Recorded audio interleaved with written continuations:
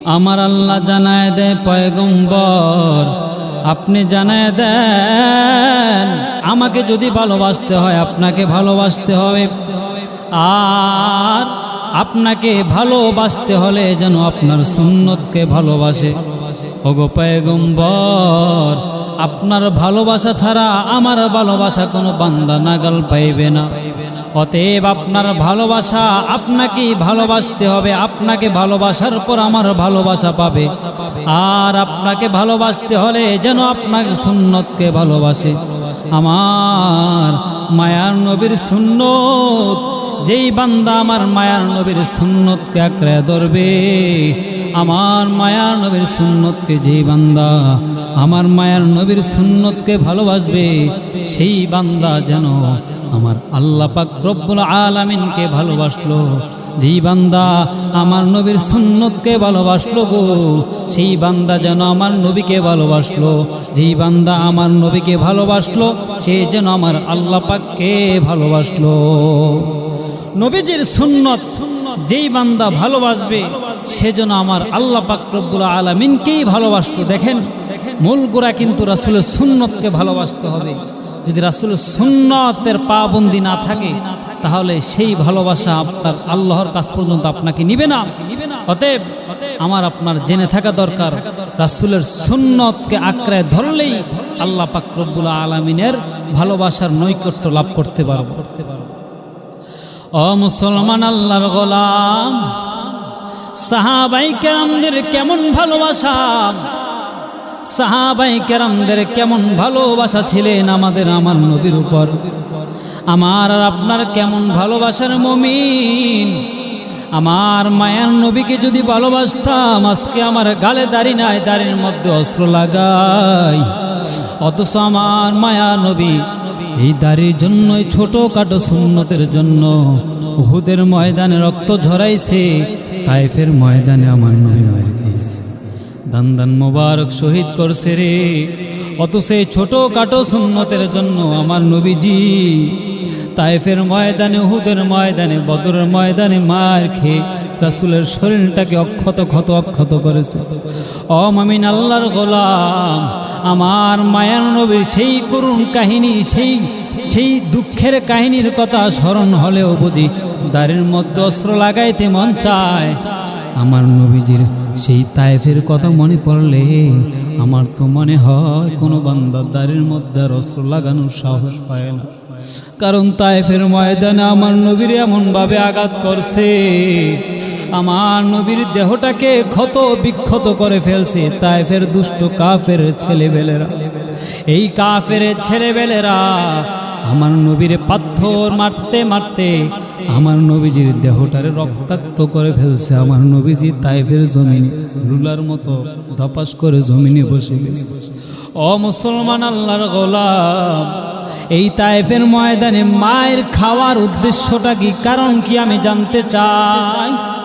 এই তায়েফের ময়দানে আমার নবীজি রক্ত ঝরাবার কারণ, উহুদের ময়দানে দান দান শহীদ করার কারণ, ওদের ময়দানে নবীজির মাথার মধ্যে লোহার হেলমেটের করা ঢুকানোর কারণ শুধু একমাত্র রাসূলের সুন্নতগুলা সমাজে জিন্দা করা, গোটা পৃথিবীর মধ্যে আমার রাসূলের আদর্শ জিন্দা করা, আমার রাসূলের আদর্শ বাস্তবায়ন করা।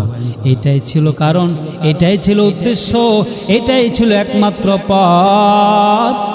আমার নবীজির সুন্নত যদি জিন্দা হয়ে যায়, আমার নবীজির সেই মার, সেই আঘাত সার্থক হাসিল হয়ে যেত, সেই ক্ষতিটা পূরণ হয়ে যেত। আজকে আপনার আমার মাঝে রাসূলের সুন্নত নাই, আপনার মাঝে আমার মাঝে রাসূলের আদর্শ নাই। সেজন্য আমার নবী এখনো রওজায় শুইয়া শুইয়া আপনারা আমার জন্য উম্মতি উম্মতি বলে এখনো কাঁদে। আপনার জন্য আর আমার জন্য এখনো রওজা শুয়ে শুয়ে রাসূল উম্মতি উম্মতি বলে চিৎকার মারতেছে। তাহলে আমি আর আপনি কার জন্য পাগল হয়ে আছি, কার জন্য বেহুশ হয়ে আছি? ও মুসলমান আল্লাহর গোলাম, সাহাবায়ে কেরামদের ভালোবাসা কেমন ছিলেন আমার নবীজির প্রতি? সাহাবী আবু বকর, আমার নবীর সাহাবী আবু বকর আমার নবীর কেমন ভালোবাসতেন। আমার মায়া নবী মক্কা ছেড়ে হিজরত করে মদিনায় চলে যাইবেন। মায়ার নবীজি আবু বকরকে ডাক দিয়া কয়, রে আবু বকর, ও আবু বকর, তোমার একদিন আমার সাথে তুমি সফর করতে হবে।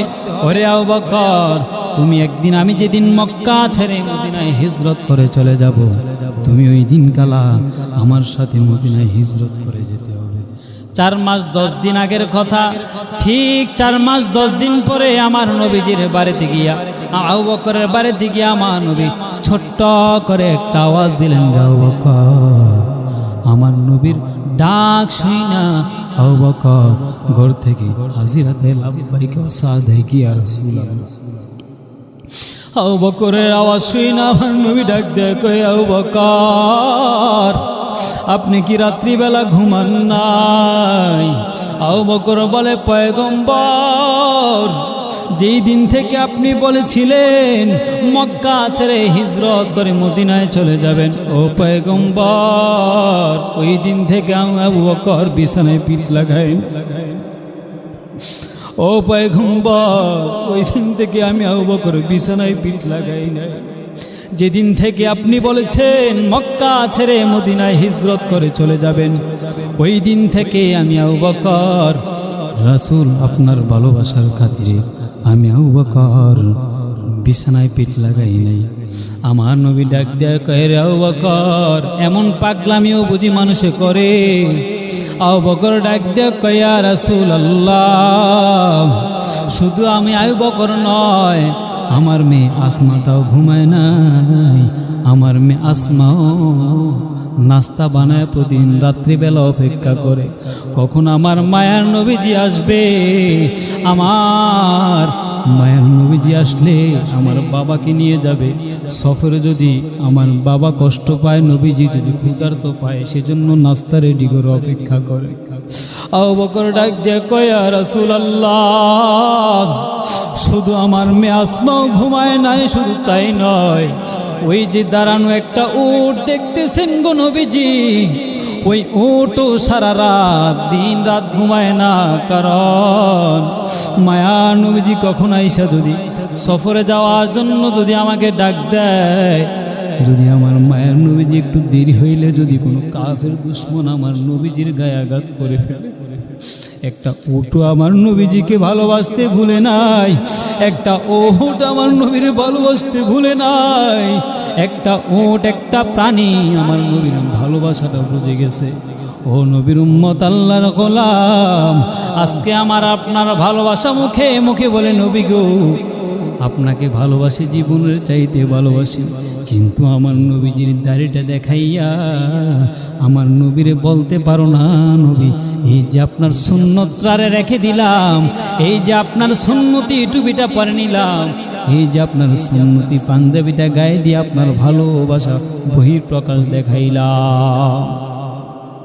আমার নবীজির এই সুন্নতগুলা দাঁড়িয়ে রেখে টুপি পরে নামাজ পড়ে রাসূলকে এটা দেখাইতে পারেন না যে রাসূল আপনার প্রতি এই দেখেন ভালোবাসা, এই দেখেন আপনার প্রতি কেমন ভালোবাসা আমার, আমি সুন্নত আপনার দাড়িগুলা রেখে দেই।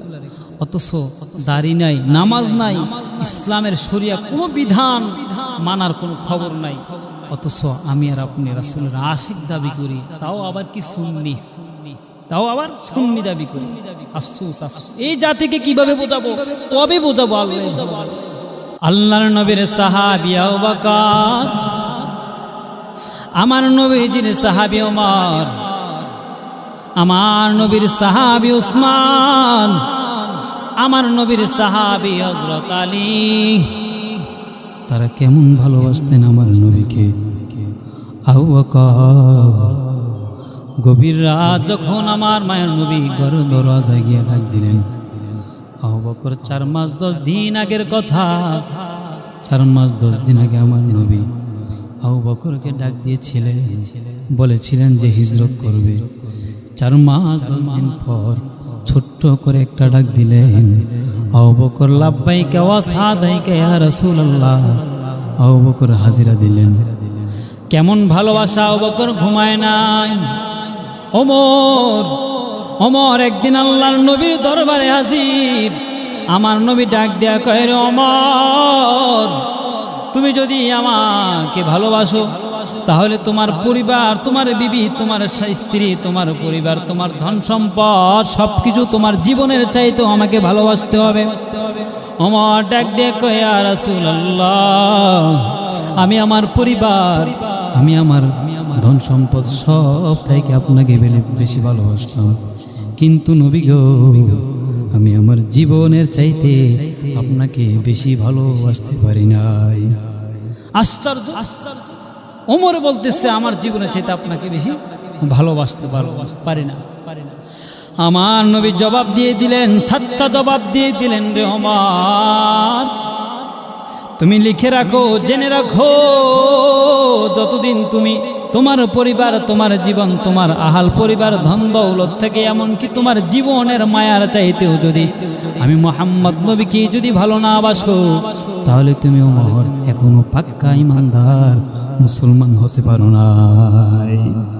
তুমি এখনো মুসলমান হতে পারো নাই, পাক্কা ইমানদার হতে পারো নাই, যতদিন তুমি তোমার জীবনের চাইতে আমাকে বেশি ভালো না বাসবে। এই হলো রাসূলকে ভালোবাসতে হলে আপনার জীবনের মায়া, ঘর বাড়ি, বিবি, বাল বাচ্চা সব কিছুর মায়া ত্যাগ করতে হবে। নবীজির সাহাবী আবু বকর, ওমর, ওসমানের ভালোবাসা কেমন অটুট ছিলেন। আল্লাহর নবীর যদি ভালোবাসতে হয় তাহলে আমার নবীর সুন্নতকে ভালোবাসতে হবে। ইন কুনতুম তুহিব্বুনাল্লাহ, ইন কুনতুম তুহিব্বুনাল্লাহ ফাত্তাবিউনি ইউহিব্বুকুমুল্লাহ। এই আয়াতে আল্লাহ পাক রব্বুল আলামিন বলেন, নবী গো, আপনি বলে দেন আপনাকে ভালোবাসতে হবে, আপনাকে ভালোবাসার পর আমার ভালোবাসা পাবে। যদি আপনাকেই ভালোবাসতে হয় তাহলে আপনার সুন্নতকে ভালোবাসতে হবে। আমার নবীর সুন্নত যদি ভালোবাসেন তাহলে আমার রাসূলের সুন্নতকে যদি ভালোবাসেন তাহলে আমার রাসূলকে ভালোবাসা হয়ে গেল। আর আমার রাসূলকে ভালোবাসা মানে আমার আল্লাহকে ভালোবেসে ফেলা। ও মুসলমান, গোটা পৃথিবীর মাঝে, গোটা দুনিয়ার মাঝে আজকে মুসলমানের সংখ্যার কোনো অভাব নাই, মুসলমানের কোনো অভাব নাই, কিন্তু সত্যিকারের পাক্কা ইমানদার মুসলমান পাওয়া বড় মুশকিল। সত্যিকারের ইমানদার পাওয়া বড় মুশকিল। সত্যিকারের মুসলমান পাওয়া বড় মুশকিল।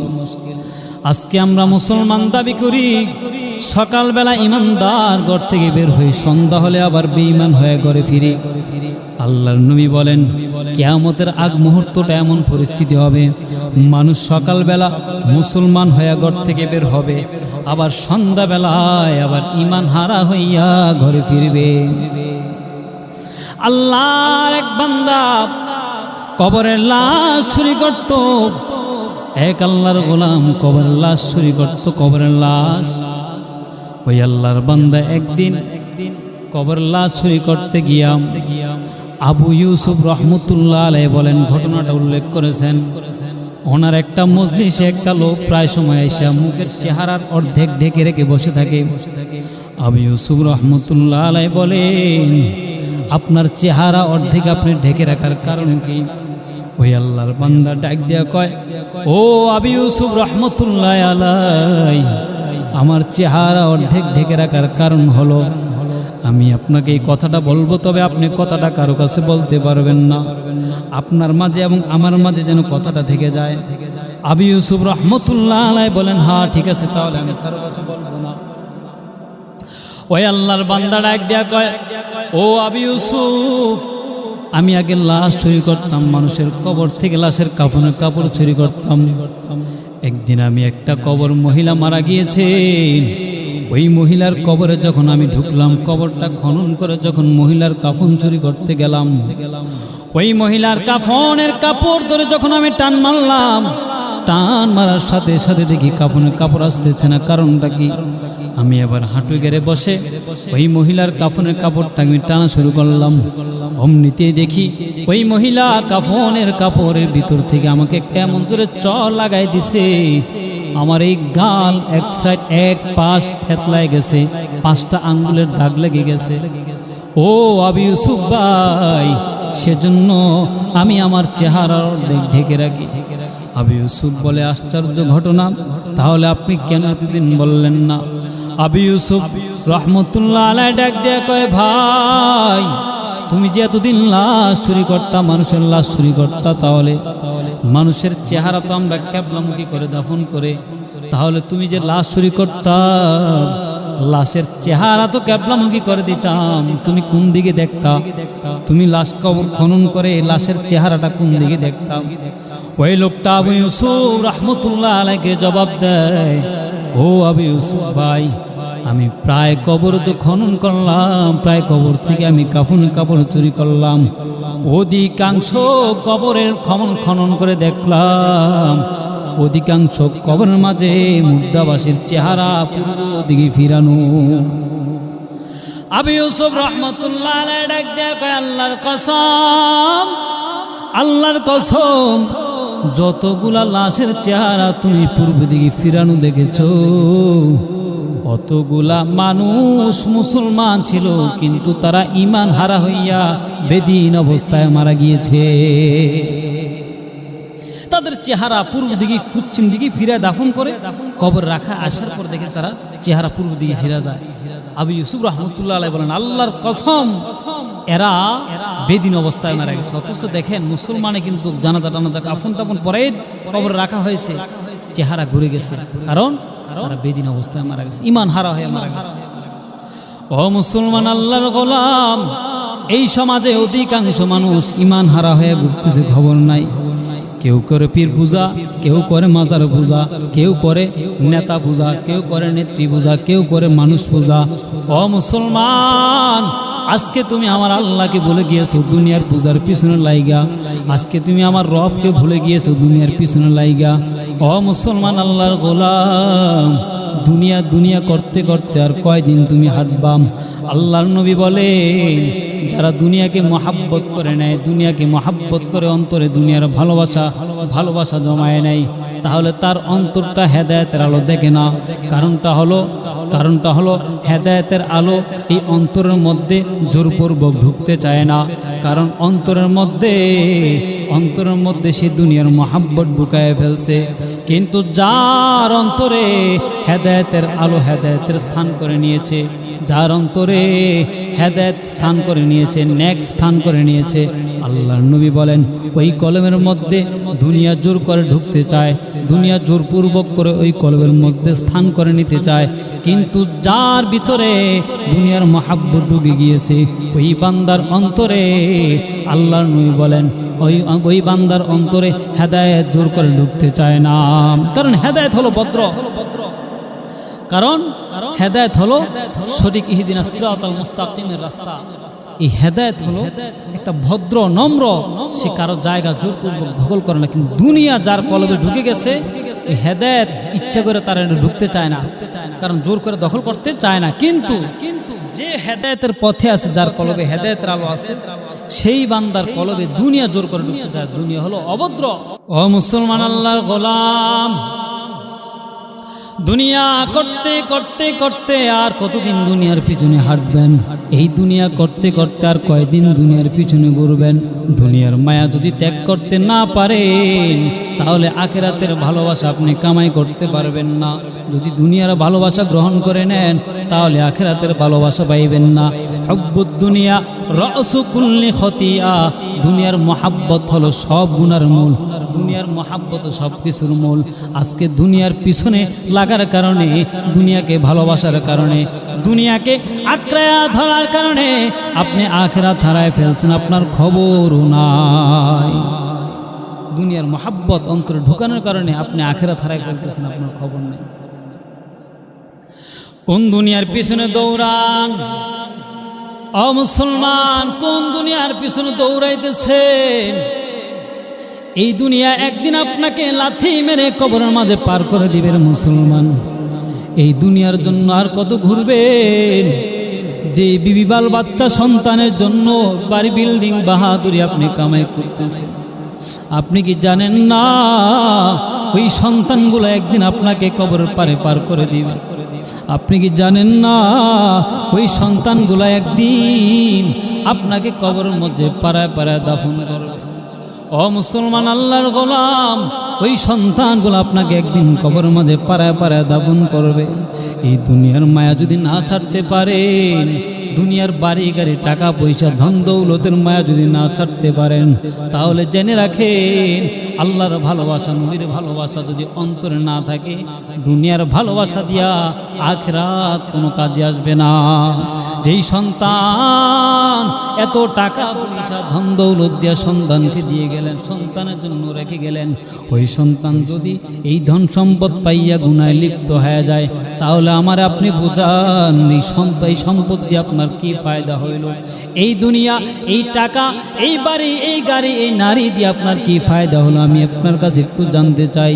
এই দুনিয়ার জন্য এত কিছু করলেন, এই দুনিয়া আপনাকে একদিন লাথি মেরে কবরের পরবারে পার করে দিবে।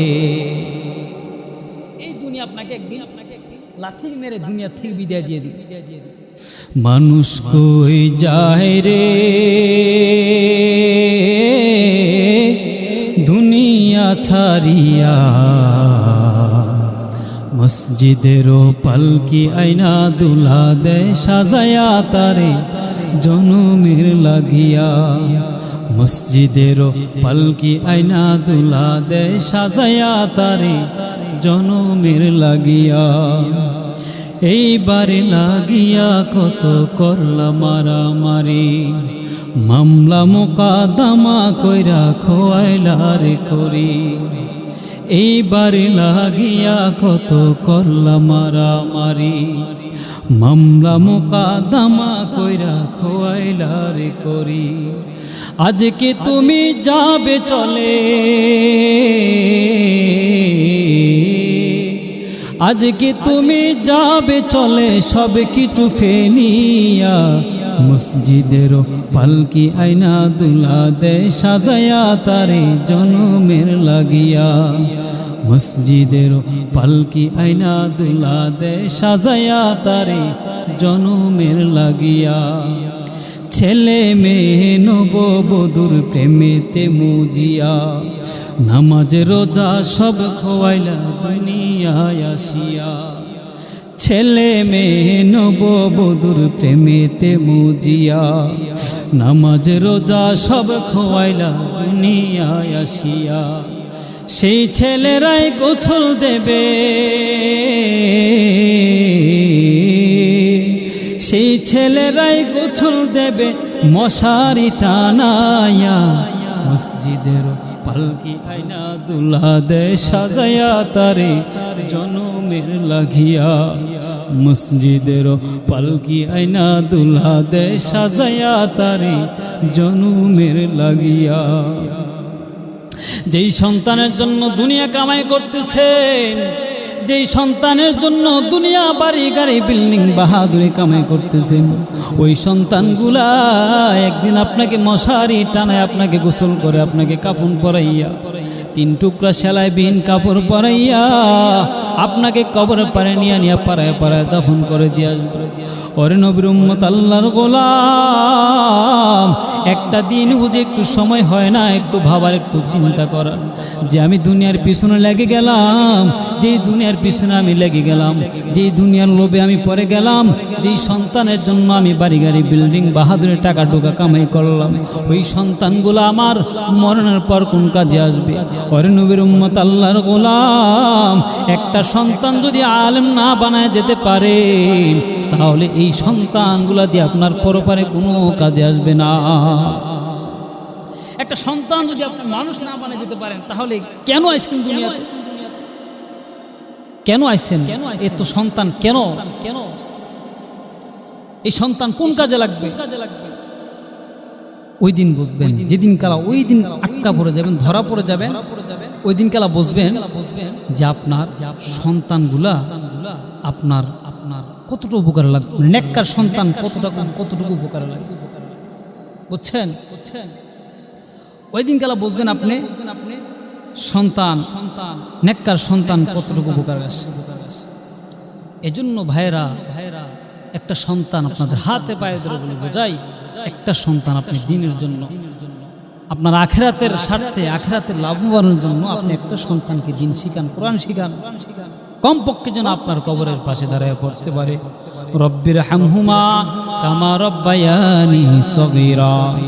আপনার সন্তান যদি আপনার কবরের পাশে দাঁড়াইয়া রব্বির হামহুমা কামা রব্বায়ানি সগীরা, যদি আপনার কবরের পাশে দাঁড়াইয়া আপনার সন্তান এই দোয়া পড়ে, আল্লাহ পাক রব্বুল আলামিন কুদরতের নজরে তাকায় দেখবে আপনার সন্তান আপনার জন্য দোয়া করতেছেন, তখন আপনার সন্তানের এই দোয়ার উসিলায় আল্লাহ পাক আপনাকে জাহান্নাম থেকে মুক্তি দিয়ে দিবে।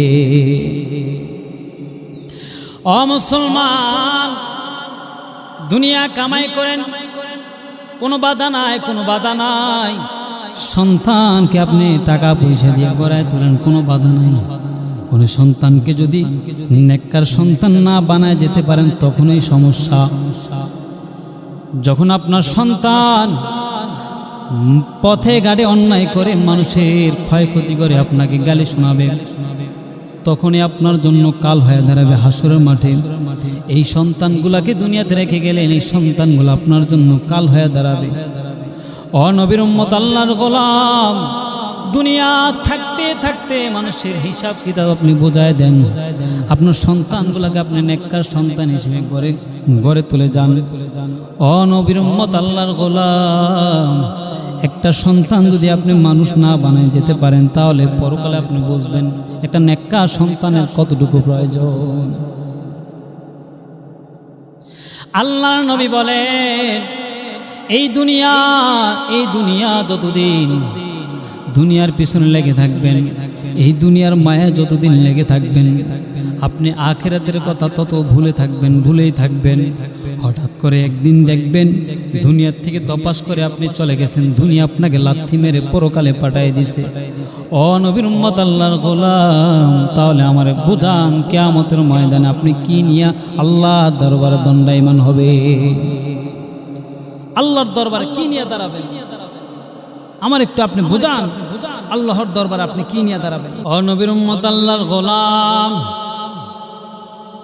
ও মুসলমান, আল্লাহর গোলাম, এই দুনিয়ার পিছনে লাগে আপনি দুনিয়া করতে করতে আপনি সব হারায় ফেললেন। এক আল্লাহর বান্দা কবরের মধ্যে লাশ চুরি করতে গিয়া কবর খনন করে দেখে কবরের মধ্যে একটা ভয়ঙ্কর একটা লাশ। তার চেহারার দিকে তাকায় দেখে তার চেহারার মধ্যে এক ভয়ঙ্কর আকৃতি, তার চেহারা থেকে রক্তপুষ বের হয়। ওই আল্লাহর বান্দার চেহারার দিকে তাকাইলে কোনো মানুষ স্থির থাকতে পারবে না, কোনো মানুষ তাকাইলে তাই সে আর স্থির থাকতে পারবে না, অজ্ঞান হয়ে যাবে। কিন্তু যে আল্লাহর বান্দা লাশ চুরি করার জন্য, লাশের কাফন চুরি করার জন্য গিয়েছে, তার তো সাহস অনেক বেশি ছিল। সেজন্য ওই আল্লাহর বান্দা ওই কবরে ওই লাশটাকে দেখা ওই আল্লাহর বান্দা ওইখান থেকে আবার ভয়ে পালানোর চেষ্টা করলেন। হঠাৎ করে দেখেন ওই কবর থেকে ওই লাশের জবান খুলে গেল।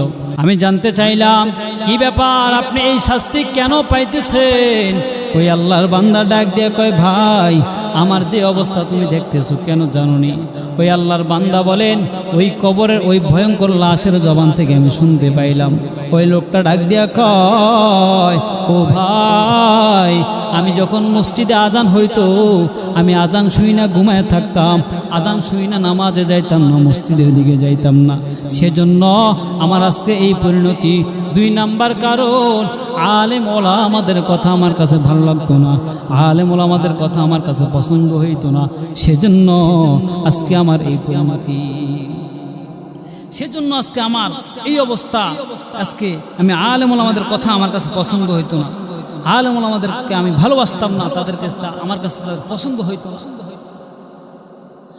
ওরে নবীর উম্মত, আল্লাহর গোলাম, আমি আপনাদের কাছে জানতে চাই, এই দুনিয়ার পিছনে ঘুরতে ঘুরতে আপনি আপনি আখিরাতের কথা ভুলে গেছেন, কবরের কথা ভুলে গেছেন। ওরে নবীর উম্মত, আল্লাহর গোলাম, মসজিদে আজান হয় এই সন্তানের জন্য আপনি দুনিয়া করি কামাই করলেন, ঘর বাড়ি করলেন। মসজিদে আজান হয়, আপনি সন্তান পরিবারের জন্য কামাই রুজির মধ্যে ব্যস্ত। মসজিদে আজান হয়, নামাজে না যাইয়া আপনি দুনিয়ার কাজে ব্যস্ত, কারণ আপনার অর্থ সম্পদ লাগবে। অথচ আপনি জানেন না আল্লাহ পাক রব্বুল আলামিন 5 ওয়াক্ত নামাজ ফরজ আইন করেছে। আপনি নামাজ ছেড়ে দিয়ে আপনি কোন কাজে লেগে রইলেন? ওরে নবীর উম্মত, আল্লাহর গোলাম, এই দুনিয়ার পিছনে ঘুরতে ঘুরতে ঘুরতে আপনি একদিন দেখবেন আপনি কবরের পরে কবরে চলে গেছেন। দুনিয়া আপনাকে লাথি মেরে কবরের মাঝে পাঠায় দিবে রে বান্দা। দুনিয়াতে আপনি কই যাবেন? দুনিয়ার মানুষ এখন ভয়ানক আকৃতি হয়ে গেছে, ভয়ানক হয়ে গেছে। সুদ ঘুষ নিয়ে কথা বললো, জুয়া নিয়ে কথা বললো, আপনি এখন মানুষের কাছে ধরাশায়ী। মানুষকে কি আপনি বোঝাবেন হালাল হারাম কি বোঝাবেন? তারা আপনার চেয়েও ভালো পণ্ডিত তারা মনে করে। দুনিয়াতে হক কথা বলতে যাইবেন, আপনার ধুরনালি, আপনার কণ্ঠনালি চেপে ধরার চেষ্টা করে। আল্লাহর নবী সাল্লাল্লাহু আলাইহি ওয়াসাল্লাম যখন নবুয়ত পাইলেন, নবী করিম সাল্লাল্লাহু আলাইহি ওয়াসাল্লাম নবুয়ত পাওয়ার পর আমার নবীজি পুরা এলাকার নবীজির বংশের মানুষকে আগে ডাকলেন। নবীজির চাচা, নবীজির বংশের যারা আছে তাদেরকে, সর্দার মাতবার যারা ছিল মাথাওয়ালা, তাদেরকে ডাকলেন। আমার নবীজি ডাইকা তাদেরকে একটা পাহাড়ের চূড়ায় নিয়ে গেলেন। নবীজির উপর যখন নবুয়ত আসলেন, নবুয়ত আসার পর আমার নবীজি পরিবারের সবাইকে ডাকলেন। পাহাড়ের চূড়ায় নিয়ে ডাইকা বলে, ও চাচারা, আপনারা কি আমার বিশ্বাস করেন? বলে, ভালো, অবশ্যই বাতিজা, তোমার বিশ্বাস করবো না কেন? কারণ তুমি তোমার জীবনে কোনোদিন মিথ্যা বলো নাই, তোমার জীবনে তুমি কোনোদিন মিথ্যা বলো না, আমাদেরকে ধোকা দাও নাই। আমার নবী ডাক দিয়ে কয়, চাচা, আপনারা যদি আমার বিশ্বাস করে থাকেন তাহলে আমি যদি বলি, পাহাড়ের পিছনে একদল লোক অস্ত্র শস্ত্র নিয়ে অপেক্ষা করতেছে, আপনাদের উপর হামলা করবে, বিশ্বাস করেন? আবু লাহাব, উতবা, সাইবা, আবু জাহিল্লা, বড় বড় নেতারা ওই দিনকালা বলেছিল, বাতিজা অবশ্যই বিশ্বাস করব না কেন? আমার নবী ডাক ডাক, ও চাচা, তাহলে জেনে রাখেন আমার উপর আল্লাহ পাক নবুয়ত দিয়েছেন, আমি নবুয়ত পেয়েছি, আপনারা এই মূর্তি পূজা ছাড়তে হবে। চাচা গো, আপনারা এই মূর্তি পূজা ছাড়তে হবে, এই হারাম পথ ছাড়তে হবে, শিরকের রাস্তা ছাড়তে হবে। আখেরাত আছে, দুনিয়াও আখেরাতে যেতে হবে, এই কথার উপর ঈমান আনতে হবে, আমাকে রাসূল হিসেবে মেনে নিতে হবে। আমার রাসূল যখন এই সঠিক কথাটা বলে ফেললেন, তখন এই নবীজির উপর, নবীজির বংশের লোকেরা, চাচা জেঠারা নবীজির উপর আক্রমণ করা শুরু করলো, রাগান্বিত হয়ে গেল। আমার নবীকে নবীজির চাচা আবু লাহাব ডাক দিয়া কয়, রে মুহাম্মদ, তাব্বান লাকা ইয়া মুহাম্মদ, ধ্বংস হয়ে যাও হে মুহাম্মদ, আলি হাদা জামাতানা, এই জন্য তুমি আমাদেরকে এখানে একত্রিত করছো, ডাকছো। আমার নবী ডাক দিয়ে কয়, চাচা, একটু আগেই তো বলছেন আমি যা বলবো তা বিশ্বাস করে নেন, যা বলি আপনি তা বিশ্বাস করে নেন, স্বীকার করেন। চাচা গো, তাহলে আমার এই নবুয়ত কেন বিশ্বাস করেন না, নবুয়ত কেন স্বীকার করেন না? নবীজির চাচা আবু লাহাব একটা পাথর নিয়ে আমার নবীজির মাথার দিকে ফিটকা মারছে। আমার নবীজির মাথায় আঘাত পাওয়ার পর নবীজির মাথা থেকে একটা ভিনকি মেরে রক্ত বের হয়ে গেল। আমার নবীজি মাথায় ধরে কাঁদে আর বলে, চাচা, আজকে যদি আমার আপন বংশের লোকেরা না মারতো তাহলে আমি এত কষ্ট পাইতাম না গো চাচা। ও চাচা, আজকে যদি আমাকে অন্য কোনো লোক আমার গায়ে আঘাত করতো তাহলে আমি এত আঘাত কষ্ট পাইতাম না গো চাচা। চাচা গো, আজকে আপনি আমার নিজের চাচা হইয়া আপনি আমার গায়ে আঘাত করছেন, আমার সহ্য হয় না গো চাচা। ও চাচা, আমার মা নাই, আমার বাবা নাই, কার কাছে বিচার দিব? আমার নবীজি মাথায় ধরে বাড়ির দিকে রওনা, আমার নবীজির মাথা দিয়ে রক্ত টপ টপ করে পড়তেছে।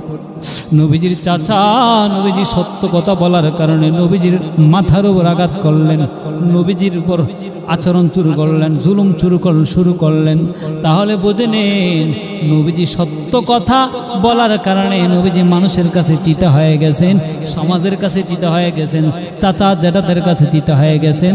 তাহলে এই যুগের আলেমরাও যদি সত্য কথা বলে, উচিত কথা বলে, এই যুগের আলেমরাও যদি মসজিদের মিম্বারে বৈশা খুতবা মসজিদের মিম্বারে বৈশা যদি সঠিক কথা বলে, হক কথা বলে, মুসল্লিদের কাছে, কমিটিদের কাছে, ইমামরাও আলেমরাও আজকে তিতা হয়ে যায়, আলেমরাও আজকে তিতা হয়ে যাচ্ছে,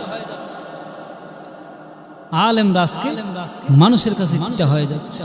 আল্লাহর এক বান্দা মারা গেলেন, একটা ঘটনা কিতাবের মধ্যে একটা ঘটনা টানছেন। আল্লাহর এক বান্দা দুনিয়ার থেকে বিদায় নিয়ে চলে গেলেন। দুনিয়ার থেকে বিদায় নেওয়ার পর ওই বান্দা মানুষকে দান সৎকার করতেন, সবাই তাকে ভালো জানে, সবাই তাকে ভালো মনে করে। ওই বান্দা যখন মারা যায়, মানুষ তাকে কবর দেওয়ার জন্য কবর খনন করে। যখনই তাকে কবরের পাশে নিয়ে যায়, ওই কবরের পারে নিয়ে যাওয়ার পর কবরে নামানোর সময় কবরটা সংকীর্ণ হয়ে যায়, ছোট হয়ে যায়। কারণটা কি? লোকেরা ভাবতে লাগলো যারা কবর খনন করছে তারা হয়তো কবরটারে ছোট করে খনন করছে। ওই আল্লাহর বান্দারা ওই বান্দাকে দাফন করার জন্য আরেকটা কবর খনন করলেন। আবার কবরটা খনন করার পর লাশ যখন কবরে নিয়ে গেলেন, এবার মানুষ দেখেন আবার কবরটা ছোট হয়ে গেছে। কারণটা কি? এইভাবে কয়েকটা কবর খনন করলেন, দেখলেন যে না, কবরটা খনন করার পর সংকীর্ণ হয়ে যায়, ছোট হয়ে যায়, লাশ ঢুকানো যায় না। আল্লাহ এবার আল্লাহর বান্দার বাড়িতে সপরিবার থেকে খবর নিতে লাগলেন।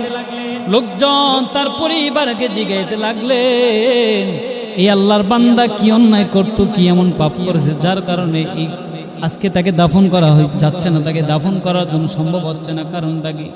পরিবার থেকে জানতে চায়, পরিবার থেকে মানুষ জানতে পারলো ওই আল্লাহর বান্দা একটা পুলিশের কর্মকর্তা ছিলেন। ওই আল্লাহর বান্দা মানুষ থেকে ঘুষ খাইতেন, ঘুষ।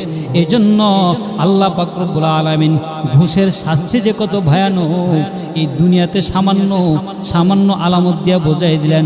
বাকিটা কবরে গেলে যে কি পরিণতি হয় তা কি ভাবা যায়? কবরে গেলে কি পরিণতি হবে তা কি ভাবা যায়? বলেন কবরে গেলে কি অবস্থা হবে তা কি মানুষ কল্পনা করে ভাবা যায়? অতএব যারা হারাম খাইতেছে, হারাম ইনকাম করতেছেন, আপনারা মনে করতেছেন দুনিয়া কামাই করে একদিন তওবা করে ফেলবে, এটা ভাবতেছেন। অথচ যত হারাম ইনকাম করতেছেন, আপনি হারাম খাইতেছেন, পরিবারে খাওয়াইতেছেন, আপনি খাইতেছেন, সবাইকে জাহান্নামী বানাইতেছেন। ও মুসলমান, আল্লাহর গোলাম, ওরে নবীর উম্মত, আল্লাহর গোলাম, এই দুনিয়ার জন্য হারাম কামাইয়ের মধ্যে আপনি পা দিলেন, হারাম কামাইয়ের মধ্যে আপনি পা রাখলেন, হারাম পথের মধ্যে আপনি নেমে গেলেন। যতদিন আপনি হারাম ইনকাম করবেন, যতদিন আপনি হারাম টাকার পিছনে দৌড়াইবেন, আপনি জেনে রাখেন এই হারাম টাকা, এই হারাম সম্পদ আপনি এবং আপনার গোটা পরিবার, গোটা ফ্যামিলিকে জাহান্নামে নিয়ে যায়। আরে নবীর উম্মত, আল্লাহর গোলাম, মানুষের হক নষ্ট করে খাইতে খাইতে, হারাম সম্পদ খাইতে খাইতে আপনার জিহ্বা লম্বা হয়ে গেছে। মানুষের সম্পদ মাইরা খাইতে খাইতে আপনি আজকে মনে করতেছেন একদিন আপনি তওবা করে আপনি কবরে চলে যাইবেন। অথচ যার হক মাইরা খাইছেন, হকুল্লাহ হকুল আব্দ, আল্লাহর হক আল্লাহর সাথে বোঝাপড়া হবে, আর বান্দার হক বান্দার সাথে আপনি বোঝাপড়া করতে হবে। দুনিয়াতে যদি আপনি বান্দার হক বোঝায় না যান, তাহলে কিয়ামতের ময়দানে ওই বান্দার হকের পরিবর্তে আপনি কি দিবেন?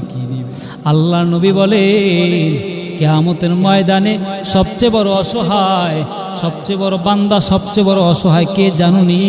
সাহাবায়ে কেরাম বলেন, না রাসূলুল্লাহ, সবচেয়ে বড় অসহায় আমরা তো জানি যারা ফকির মিসকিন, খাইতে পারে না, জায়গা সম্পদ নাই, তারা সবচেয়ে বড় ফকির, তারা সবচেয়ে বড় অসহায়।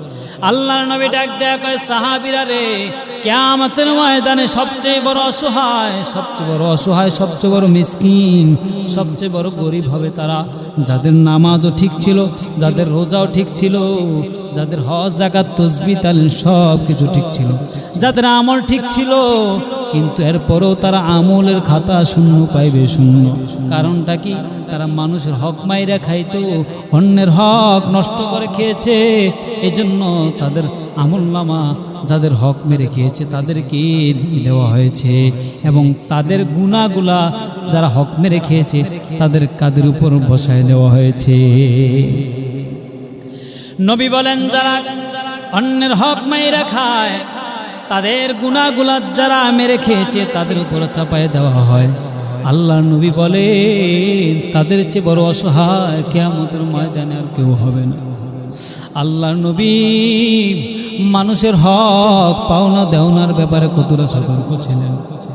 নবীজি একদিন চলে যাওয়ার আগে, দুনিয়ার থেকে বিদায় নেওয়ার আগে, নবীজি একদিন মসজিদে নববীতে বসে সাহাবায়ে কেরাম সবাইকে ডাকলেন, এলাকার সবাইকে ডাকলেন। আমার নবী ডেকে সবাইকে বলতেছেন, তোমরা যদি আমার কাছে কোনো পাওনা দেওনা থাকো তাহলে আমাকে বলো, আমি তোমাদের পাওনা দেওনা বুঝাই দেব।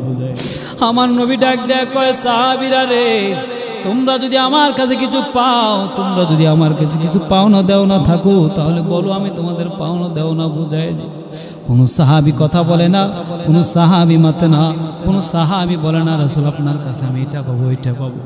হঠাৎ করে একজন কাফের দাঁড়ায় যায়, ওই কাফের দাঁড়ায় বলে, ইয়া রাসূলুল্লাহ, আপনার কাছে আমি একটা জিনিস পাই।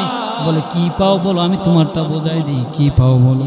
ওই কাফের ডাক দিয়ে কয়, ইয়া রাসূলুল্লাহ, আপনি আমাকে একদিন একটা চর মারছিলেন, এই চর আপনি আমাকে মারছিলেন, আমিও আপনাকে একটা চর মেরে আমি আমার বদলা নিতে চাই। একটা চর মেরে আমি আপনার বদলা, আমি আমার বদলা পূরণ করতে চাই, আদায় করতে চাই। আমার নবী ডাক দেয়া কয়, ঠিক আছে, তুমি তোমার পাওনা তুমি বুঝে নাও, তুমি আমাকে একটা চর মেরে তুমি তোমার পাওনা বুঝে নাও। আমার নবী চর খাওয়ার জন্য রাজি হয়ে গেছে।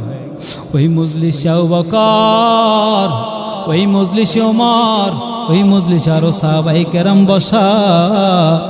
ওই সাহাবায়ে কেরাম সবাই রাগান্বিত হয়ে গেলেন। ওমরের রাগের চক্ষু লাল হয়ে গেছে, চেহারা লাল হয়ে গেছে। ওমর দাঁড়ায় বলে, ইয়া রাসূলুল্লাহ, শুধু আপনি অনুমতি দেন আমি তার গর্দানটা নামাই দেই। আমার নবী ডাক দেয় কয়, ওমর, এত রাগান্বিত হইও না, এত রাগান্বিত দেখানো ভালো না।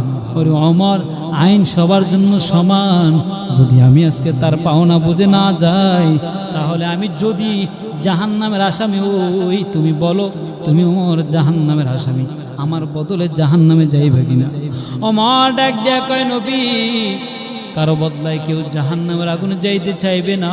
তাহলে নবী বলেন, তাহলে কেন আমার ব্যাপারে ওকালতি করো? আল্লাহর নবী কাফের ডাক দেয়া কয়, কাফের ভাই, তুমি তোমার ঋণ আদায় করে নাও, তুমি তোমার বদলা নিয়ে যাও, তুমি তোমার বদলা আদায় করে নাও। ওই কাফের ডাক দেয়া কয়, নবী গো, যেদিন আপনি আমাকে চর মারছিলেন ওই দিনকালা আমার গায়ে কোনো জামা ছিল না, আমার গাও শরীর খালি ছিল। আমার নবী ডাক দেয়া কয়, ঠিক আছে, আমি আমার জামাটা খুলে ফেললাম। নবীজির জামাটা খুলে দেওয়ার পর আমার নবীজির জামাটা খুলে দিলেন, আমার নবীজির খালি শরীরটা দিয়ে দিলেন। ওই কাফের একটা দৌড় মেরে এসে আমার নবীজির পিঠের মধ্যে মোহরে নবুয়তের চিল মারা ছিল। ওই কাফের ওই নবীজির ওই মোহরে নবুয়তের মধ্যে একটা চুম্বন লাগাইয়া কালিমা পড়ে নিলেন নবীজির হাতে, লা ইলাহা ইল্লাল্লাহু মুহাম্মাদুর রাসূলুল্লাহ। নবীজির হাতে একটা দৌড় মেরে ওই মোহর নবুয়তের মধ্যে একটা চিল মারা ছিল, ওইটার মধ্যে চুম্বন লাগায়া কালেমা পরে মুসলমান হয়ে গেছে। তাহলে রাসূল নিজের পাওনা বোঝাই দেওয়ার জন্য, একটা চর খাওয়ার জন্য, রাসূল থাপ্পড় খাওয়ার জন্য রাজি হয়ে গেছেন। হায় রে মানুষ, আজকে আমরা কত মানুষের হক নষ্ট করে খাইছি। কি জবাব দিবেন যদি মানুষের হকগুলা নষ্ট করে যদি কবরে যান? কি তাদেরকে কি বুঝ দিবেন? এর পরিবর্তে কি দিবেন? দেওয়া ছাড়া কিন্তু আপনি জান্নাত জাহান্নামে যেতে পারবেন না, জান্নাত যেতে পারবেন না। তাহলে এটা ঋণ পরিশোধ করবেন কি দিয়ে ওই দিন? আল্লাহ রাসূল বলেন, ওই দিনকালা ঋণ পরিশোধ করা হবে তার আমল এবং গুনাহ এবং নেক দ্বারা। বোঝাপড়া হবে গুনাহ এবং নেক দ্বারা।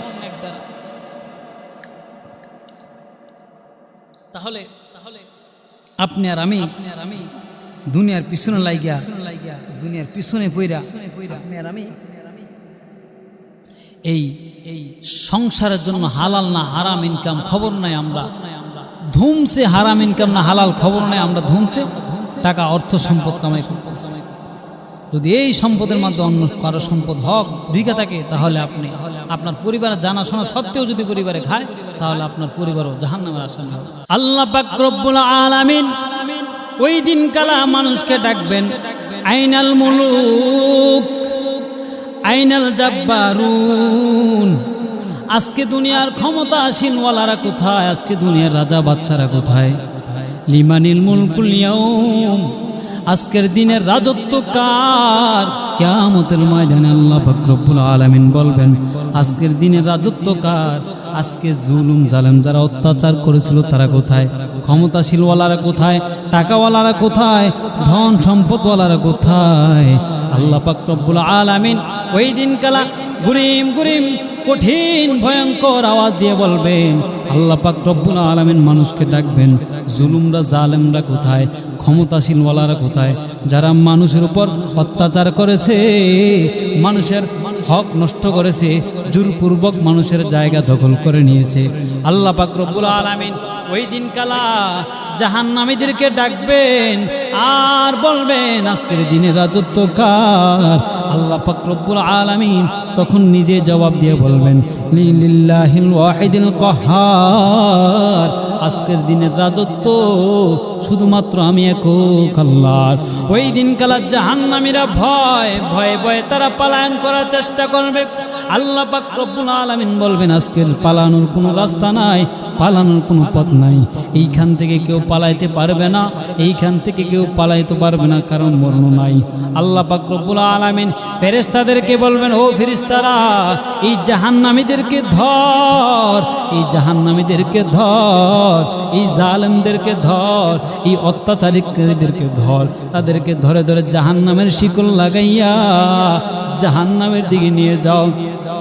আল্লাহ পাক রব্বুল আলামিন যখন ফেরেশতাদেরকে অর্ডার করবেন, ফেরেশতারা জাহান্নামীদেরকে জাহান্নামের শিকল লাগানোর জন্য আসবেন, তখন আল্লাহ পাক রব্বুল আলামিন বলবেন ও জাহান্নামীর দল, তোরা জাহান্নামীরা আলাদা হয়ে যা, আজকে আমার নেককার বান্দাদের থেকে তোরা আলাদা হয়ে যা। আল্লাহ পাক রব্বুল আলামিন যখন এই কথা বলবেন, কোন জাহান্নামী মানে নেককার বান্দাদের থেকে আলাদা হইতে চাইবে না, তারা একে অপরের পিছনে লুকোচুরি করবে, তারা চিন্তা করবে একটু লুকোচুরি করে যেন আল্লাহকে একটু ধোঁকা দেওয়া যায়, পালন করার রাস্তা পাওয়া যায়। আল্লাহ পাক রব্বুল আলামিন বলবেন ও জাহান্নামীর দল, আজকে যদি তোরা নেককার বান্দাদের থেকে আলাদা না হও, তাহলে আমি আল্লাহ যদি কুদরতি হাত বাড়াই, তাহলে একটা জাহান্নামী এখানে দাঁড়াইবার শক্তি পাইবি না, স্থির থাকতে পারবি না। আল্লাহ পাক রব্বুল আলামিন কুদরতি হাত বাড়াইয়া জাহান্নামীদেরকে এমন একটা থাবা মারবে গো, থাবার সাথে সব তুলার মতো উড়ে উড়ে গিয়া জাহান্নামে পতিত হবে। ওই দিন কালা জাহান্নামীরা তুলার মতো উড়ে উড়ে গিয়ে জাহান্নামে গিয়া পড়বে। ও নবীর উম্মত আল্লাহর গোলাম, সেজন্য জাহান্নামের ভয় অন্তরে ঢুকাও। যে জাহান্নামের কথা আল্লাহ পাক রব্বুল আলামিন কোরআনে অসংখ্যবার অনেক জায়গায় বলছেন জাহান্নাম অনেক ভয়ঙ্কর। যে জাহান্নামের আলোচনা করতে গিয়া সাহাবায়ে কেরাম বারবার অজ্ঞান হয়ে যাইতেন, বারবার বেহুশ হয়ে যাইতেন। আমার নবীজি যখন জাহান্নামের আলোচনা করতেন, সাহাবায়ে কেরাম জাহান্নামের আলোচনা শুই না বেহুশ হয়ে যাইতেন, অজ্ঞানের মতো হয়ে যাইতেন, মনে হয় যেন সাহাবায়ে কেরাম জাহান্নাম দেখতেছেন। ওরে নবীর উম্মত আল্লাহর গোলাম, এই দুনিয়া কামাই করতে করতে করতে করতে তুমি জাহান্নামের আসামি হইয়া যাইতেছো, এইটা তোমার খবর নাই। তাহলে তুমি কিসের মানুষ হইলা? তুমি কিসের জ্ঞানী মানুষ হইলা? আমি তো দেখতেছি তুমি সবচেয়ে বড় নির্বোধ, আমি তো দেখতে পাইতেছি তুমি সবচেয়ে বড় গাদাম। দুনিয়ার পিছনে সময় নষ্ট করে করে তুমি আখিরাত ভুলে গেলা, জাহান্নাম কামাই করে নিলা। ওরে নবীর উম্মত আল্লাহর গোলাম, এই দুনিয়ার পিছনে ঘুরতে ঘুরতে ঘুরতে তুমি জাহান্নামের আসামি হয়ে গেলা। তাহলে ওই দিন কালা কিয়ামতের ময়দানে আফসোস করতে করতে নিজের হাত নিজের পা সব তুমি কামড়ায় কামড়ায় খেয়ে ফেলবা। হায় রে, দুনিয়ায় যদি আমি এই সময়টা যদি আল্লাহর নামাজের মধ্যে কাটাইতাম, এই সময়টা যদি আমি ফেসবুক না চালাইয়া আমি যদি তাসবিহ আদায় করতাম, এই সময়টা যদি আমি মহিলাদের সাথে আড্ডা না দিয়ে প্রেম প্রীতির মধ্যে সময়টা নষ্ট না করে আমি যদি আল্লাহর জিকিরে ব্যস্ত থাকতাম, আজকে আমি এত বড় জাহান্নামের আসামি হইয়া খবরে আসতে হইতো না। আপনি নিজেই বলবেন হায় রে, আমি যদি সময়গুলা আল্লাহর কাজে ব্যয় করতাম, নামাজের মধ্যে ব্যয় করে দিতাম, তসবিহ তালিয়াতের মধ্যে ব্যয় করে দিতাম। আপনি নিজেই আফসোস করবেন। আপনি ওই দিন কালা বলবেন, আল্লাহ আমাকে আরেকটা বার সুযোগ দাও, আমার আরেকটা বার সুযোগ দাও, আমার আরেকটা বার সুযোগ দাও, দুনিয়াতে যাওয়ার আরেকটা বার সুযোগ দাও। আমি তোমার কাছে ওয়াদা করলাম, আমি গিয়ে সেজদায় যে লুটে পড়ব, কিয়ামতের আগে আর কোনো দিন মাথা উঠাবো না। আল্লাহর কাছে আপনি ওই দিন কালা বলবেন, আমি যদি আমাকে আরেকটা বার সুযোগ যদি দেন, তাহলে আমি দুনিয়াতে গিয়ে আপনার কদমে আপনার নামাজের সেজদা দিয়ে পড়ব, যে কিয়ামতের আগে আর কোনো দিন মাথা উঠাইতে চাইব না। আল্লাহ পাক রব্বুল আলামিন বলবেন, তোকে কি আলেম ওলামারা বলে নাই? তোকে কি আলেম ওলামারা তোর কানের মধ্যে দেয় নাই? তোকে কি আলেম ওলামারা বলে নাই যে দুনিয়া থেকে একবার পরবারে চলে গেলে ওইখান থেকে আর ফেরা যায় না? একবার যদি ওই কবর ঢুকে যাও, তাহলে ওই কবর থেকে, ওই পরকাল থেকে দুনিয়াতে আর ফেরার কোনো রাস্তা নাই। ও নবীর উম্মত, আল্লাহর গোলাম, ওই কবর বড় ভয়ঙ্কর, ওই কবর বড় ভয়ঙ্কর, ওই কবর বড় কঠিন। ওই কবরে যদি একবার ঢুকেন, এক ফোঁটা গুনাহ নিয়ে, যদি এক জাররা পরিমাণ গুনাহ নিয়ে যদি কবরে ঢুকেন, কবরের প্রথম শাস্তিতে আপনি পাজর হাড়গুলো একটা অপরের মধ্যে কর্মর করে ঢুকে যাবে। ওই পাজর হাড় যখন একটা অপরটার মধ্যে ঢুকে যাবে, অমনিতে আপনি তাকায় দেখবেন বড় বড় সাপ, জাহান্নামী ওলাদের জাহান্নামী সাপ, জাহান্নাম থেকে বড় বড় সাপ আপনার সামনে এসে হাজির। চারোদিকে তাকায় দেখবেন, ডানে বায়ে সামনে পিছনে সব দিকে দেখবেন আগুন ধাউ ধাউ করে জ্বলে। আল্লাহ পাক রব্বুল আলামিন কুদরতের নজরে তাকায় দেখবেন, জাহান্নামের আসামি হইয়া যদি কবরে যান, আল্লাহ পাক রব্বুল আলামিন বলবেন, ওই জাহান্নামের কবরটাকে একটু সংকীর্ণ করে দাও। ওই জাহান্নামের কবরের মধ্যে ফেরেশতাদেরকে বলবেন, জাহান্নামের কবরে আগুন জ্বালায় দাও। তখন আপনি ওইখানে যদি আগুনের মাঝখানে পইরা আপনি কার কাছে সাহায্য চাইবেন, কার কাছে আপনি চাইবেন, কার কাছে আপনি সাহায্য চাইবেন, সাহায্য প্রার্থনা করবেন? আল্লাহ নবীকেও যদি ওই সময় ডাকেন, আপনি যদি আল্লাহ নবীর সুন্নতকে ভালো না বাসেন, আল্লাহ নবীর সুন্নতকে যদি আঁকড়ায় না ধরেন, তাহলে ওই কবরে আপনি আমার নবীকে 1000 বার ডাকলেও আমার নবী আপনার পাশে আসবে না।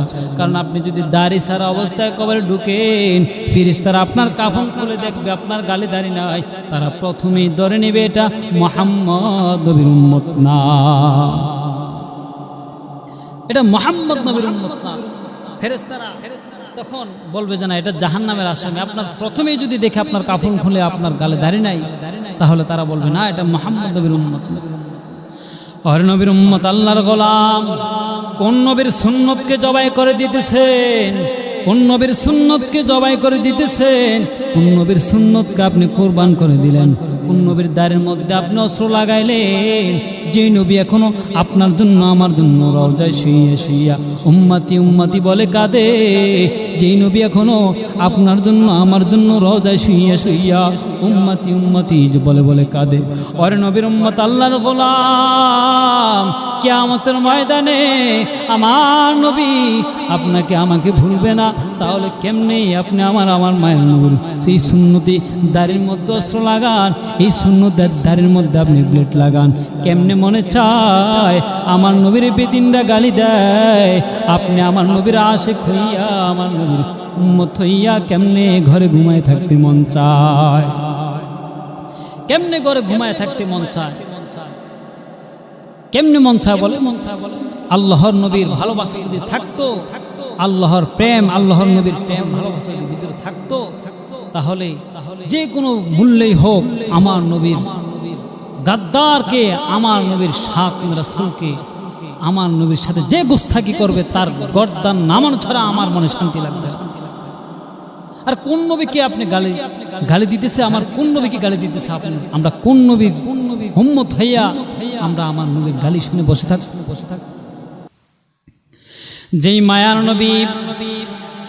মায়ার নবী উহুদের ময়দানে, তায়েফের ময়দানে আপনার আর আমার জন্য চিন্তা করে করে উহুদের ময়দানে, তায়েফের ময়দানে রক্ত ঝরাইছেন। আমার মায়ার নবী যখন 7 আসমান 7 জমিন ভ্রমণ করে যখন মেরাজে গেলেন, আমার মায়ের নবী ওইখানে গিয়েও আপনার উম্মতকে ভুলে নাই। আমার নবী ডাক দেয়া কয়, রে জিব্রাইল, এই বুঝি জান্নাত? জান্নাত যখন ঘুরলেন জাহান্নাম যখন ঘুরতে গেলেন, আমার নবী চোখের পানি ছেড়ে কাঁদে আর বলেন, জিব্রাইল, এই জাহান্নামে বুঝি আমার উম্মতরা পতিত হবে। ও জিব্রাইল, এই জাহান্নাম বুঝি আমার উম্মতরা এই জাহান্নামে যাবে। ওরে জিব্রাইল, আমার উম্মতরা এই জাহান্নাম সহ্য করতে পারবে না। আল্লাহর নবী ওই জাহান্নামের দিকে তাকায় দেখতেছে, ওই জাহান্নামের মধ্যে অধিকাংশ নারীরা জাহান্নামী। কারণটা কি জানতে চাইলেন রে জিব্রাইল? জিব্রাইল ডাক দিয়ে কয়, ইয়া রাসূলুল্লাহ, অধিকাংশ নারীরা জাহান্নামী হওয়ার কারণ তারা কথায় কথায় স্বামীকে বদদুয়া দেয়, তারা কথায় কথায় তার সন্তানকে গজব দেয়, তারা কথায় কথায় মানুষকে গজব দেয়। যে কোনো একটা বিষয় নিয়ে যদি ঝগড়া লাগে, কথায় কথায় তারা বলে আল্লাহর গজব পড়ক, তোর উপর আল্লাহর গজব পড়ক, তুই মরলে মসজিদে সিন্নি দিব, তুই মরলে মসজিদে টাকা দিব। এই কথাগুলা বলার কারণে অধিকাংশ নারীরা জাহান্নামী, অধিকাংশ নারীরা জাহান্নামী। আজকে এই নারীদের এই ছলনার কারণে, এই কথাগুলো বলার কারণে অধিকাংশ নারী জাহান্নামী। অথচ মা বোনরা জানেও না এই বিষয়ে, মা বোনরা একবারেই অজ্ঞ। মা বোনদের হাতে বলে বোঝাই, আপনারা এসব কথাবার্তা থেকে আপনারা একটু বিরত থাকেন, এসব কথা বলা থেকে, এসব জঘন্য কথা বলা থেকে আপনি বিরত থাকেন। কারণ এই কথাগুলো বলার কারণে অধিকাংশ নারীরা জাহান্নামী। আল্লাহ রাসূল মেরাজের রাতে জাহান্নাম ভ্রমণ করতে গিয়ে দেখছে। ও নবীর উম্মত আল্লাহর গোলাম, ওরে নবীর উম্মত আল্লাহর গোলাম, যেই দুনিয়ার পিছনে সময় নষ্ট করে তুমি হালাল হারাম বাছো না, যেই দুনিয়ার পিছনে সময় নষ্ট করে তুমি জান্নাত জাহান্নামের কথা বলে গিয়েছো, একদিন তুমি এই দুনিয়া তোমাকে লাথি মেরে কবরে পাঠায় দিবে। ওই দিন কালা হাজারো চেষ্টা করে দুনিয়া তার ফিরে আসতে পারবা না।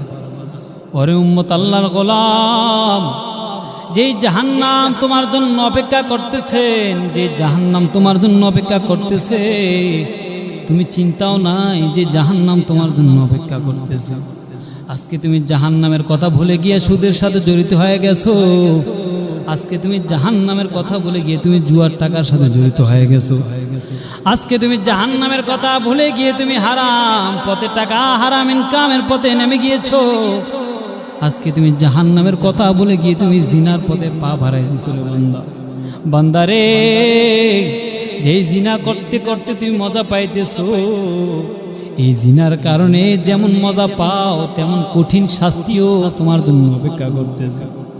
ওরে নবীর উম্মত আল্লাহর গোলাম, জিনা ছেড়ে দাও, অন্যের হক মেরে খাওয়া ছেড়ে দাও, সুদ ছেড়ে দাও, ঘুষ ছেড়ে দাও, হালাল পথে চলে আসো, অল্প টাকা ইনকাম করো।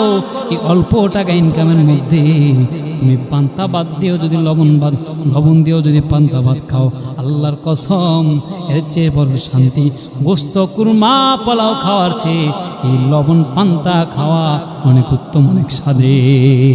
কবর পথের যাত্রী তুমি, কয়দিন থাকবা দুনিয়া,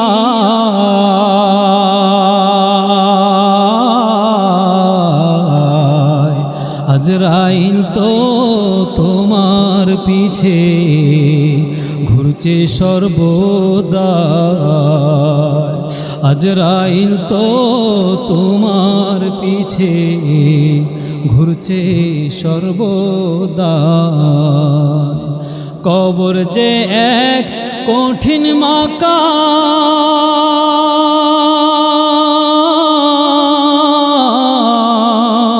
পড়বে ধরা পাপী তামাম।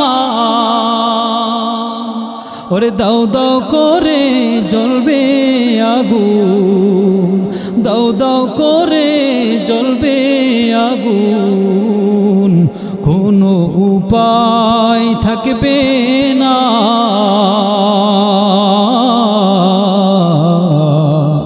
আজরাইল তো তোমার পিছে ঘুরছে সর্বদা, আজরাইল তো তোমার পিছে ঘুরছে সর্বদা।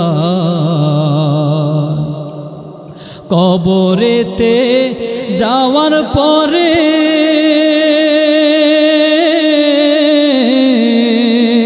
ধনী গরিব সবার তরে ওরে নিষ্ঠুর নির্দয় হইবে সেদিন, কোনো উপায় হবে না।